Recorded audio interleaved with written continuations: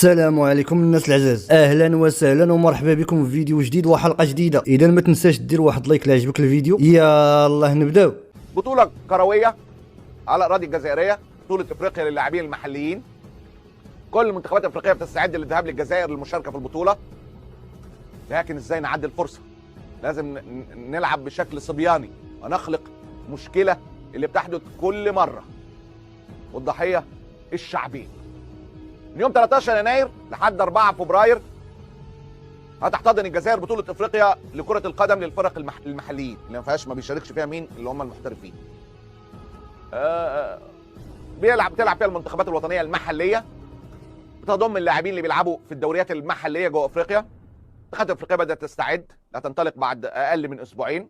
النهارده 12 يوم. المنتخب المغربي واحد من اقوى المنتخبات اللي بتشارك في تلك البطولة. هو اصلا بطل المسابقة مرتين ورا بعض، 2018 على ارضه و2020 في الكاميرون. المغرب ماشي محتفظ باللقب، يعني هو حامل اللقب. طبعا وجود المغرب مهم جدا في البطوله، ده كل ده من قبل ما يبقوا رابع العالم. البطل مرتين ورا بعض، انجاز عملته غير مسبوق، عملته الكره المغربيه بطوله كاس العالم اللي فاتت. كله دلوقتي بتتجه الانظار لمنتخب المغرب واداء منتخبه هيكون بلاعيبته المحليين. لكن فوجئ العالم ببيان اتحاد كرة القدم المغربية بيعلن فيه موقفه من المشاركة في البطولة الإفريقية في الجزائر. أقول لك مشاهد يعني صبيانية. تمت الإشارة إلى مراسلة الجامعة الملكية المغربية لكرة القدم للاتحاد الإفريقي بخصوص احترام بنود دفتر التحملات لاستضافة البطولة الإفريقية، خاصة فيما يخص تسهيل ظروف المنتخبات المشاركة، حيث طالب المغاربة بسفر المنتخب الوطني إلى مدينة قسنطينة التي تستضيف مباريات النخبة المغربية عبر رحلة مباشرة. المغرب عايزة ايه؟ رحلة لمنتخبها مباشرة من الرباط، طيارة خاصة للخطوط الملكية المغربية. وفي حال ذلك رفض ذلك فقد قرر المكتب المديري بالإجماع عدم المشاركة في هذه البطولة. تخيل انت، الشقيق بيطلب من شقيقه ان انا اوصل بطيارة مباشرة، اطلع من الرباط اوصل قسنطينة. طيارة الاتحاد الجزائري لكرة القدم قال الجزائر مش ملزمة بده من خلال نص قوانين الكاف. الاتحاد المنظم ملوش دعوه بالتنقلات الخارجيه للفرق القادمه، هو ليه دعوه بالاستقبال في المطار والتنقلات الداخليه بس. ده رئيس لجنه التنظيم الجزائريه رشيد اوكاني. وده ايضا كلام للوهله الاولى لا غبار عليه. معنيه بالتنظيم على المستوى الوطني. الوفود اوني دون نو زوبليغاسيون، احنا مجبرين باش نصيروا لو ترونسبور على المستوى الوطني، معناه تنقل اي فريق من مدينه اخرى. واما بالنسبه للتنقل حتى حضور التظاهرات، كل الفرق 17 باش تجي الجزائر هو على عاتق الفريق اللي راح يتنقل. يعني فين المشكله بقى؟ المغرب بتقول لك انا حق اروح على الجزائر على طول بطيارتي. الاتحاد الجزائري بيقول ان نص الكاف بيقول انا ماليش دعوه بالتنقلات الخارجيه، انا ليا دعوه بالتنقلات جوه بس.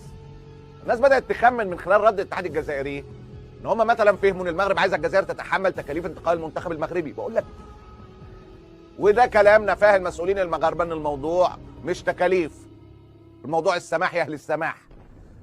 ان ما يتم تداوله نتاج لفهم خاطئ لما عرض داخل تنفيذيه اتحاد الكوره بشان شرط مشاركه المنتخب المغربي، ونفى ان يكون المغرب قد طلب تامين رحله خاصه لبعثه المنتخب المغربي، وان طلبه كان السماح. ترخصوا لنا النطاح بطياره مغربيه يوم 10 يناير في الجزائر اللي بتحتضن مدينه قسنطينه، اللي بتحتضن مباريات مجموعه المغرب، تاتي من الرباط مباشره. الجزائر منعه، مش مديها الموافقه على كده. هذا المطلب مشروع وليس تعجيزي، ويندرج ضمن مهام اتحاد كره القدم الافريقي لكره القدم. ما فيش اي حاجه. لما تشوف الموضوع فده ظاهريا يبدو ان كلامه صح وده كلامه صح. فين المشكله؟ فين الازمه؟ لا حضرتك، الازمه لا في الكاف ولا في الاتحاد الجزائري ولا الاتحاد المغربي. الازمه في حته ثانيه خالص.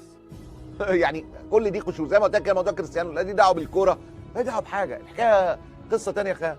الجزائر تغلق مجالها الجوي امام الطائرات المغربيه في تصعيد جديد للتوتر. الكلام ده من امتى؟ من اكتر من سنه و3 شهور، سبتمبر 21. هنا الازمه ازمه سياسيه ومالهاش علاقه بالكوره، زي ما لهاش علاقه بين الشعبين، زي ما هي ما لهاش علاقه بين الجيران. ازمه سياسيه بحته بين النظامين، عسكر الجزائر وملك المغرب. يعاني منها الشعب وتعاني منها المنتخبات ويعاني منها الجماهير. الاتحاد المغربي يقول لهم اسمحوا لي اسافر مباشره. المسؤولين الجزائريين بيقولوا ان البعثات المغربيه اصلا مسموح لها انها تسافر مباشر، لكن هي اللي ما بتعملش كده. تصريح غير منطقي شويه لكنه اتقال، والحقيقه انك قافل الحدود.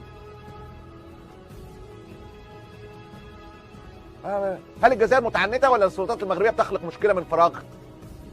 المسؤول الجزائري بيقول لك اتحدى اي حد يقول لك ان تم منع المنتخب المغربي من دخول الجزائر. كله بيحوم حوالين ثغره الطيران المباشر. المغرب هتخش عادي، لكن هل مسموح ليها تيجي طياره مباشره من الرباط؟ ما حدش بيجاوب على السؤال ده بشكل واضح. بشكل واضح. هل اللي حصل بمشاركه المغرب في بطوله العاب البحر المتوسط كان تعنت من سلطات الجزائر ولا اختلاق مشاكل من السلطات المغربيه؟ فاكرين ساعتها البعثه المغربيه كانت راحت ازاي في العاب البحر المتوسط؟ عشان بس ورا فقط تصبر البعثه المغربيه في رحلتها التي انطلقت من مطار محمد الخامس صوب تونس عبر طائره خاصه في رحله جويه استغرقت 2.5 ساعات، تتوقف بمطار قرطاج 4 ساعات على ان تتجه بعد ذلك الى وهران التي ستحتضن المنافسات.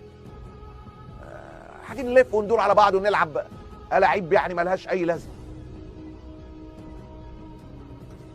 ما انت مش عايز طيران مباشر، لف وندور ليه؟ الموضوع ده تحس بصعوبته وانت مش بسهوله قرايه الخبر.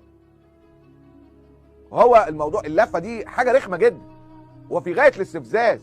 بلدين عربيين شقيقين مسلمين افريقيين اشقاء، تضطر تلففني كده. طب بسيطه الخريطه تعرف قد ايه الحكايه دي مستفزه. بص حضرتك اهو المغاربه كانوا هنا، راحوا سافروا لحد تونس هناك عشان يرجعوا تاني لحد وهران. بالله عليك مش عيب؟ بالله عليك مش عيب؟ يا جماعه عيب، عيب بقى. الهم يعني مش محتاج فوق همه هموم. الناس العزاز، سالا الفيديو ديال اليوم، تهلاو في راسكم الفيديو الجاي ان شاء الله.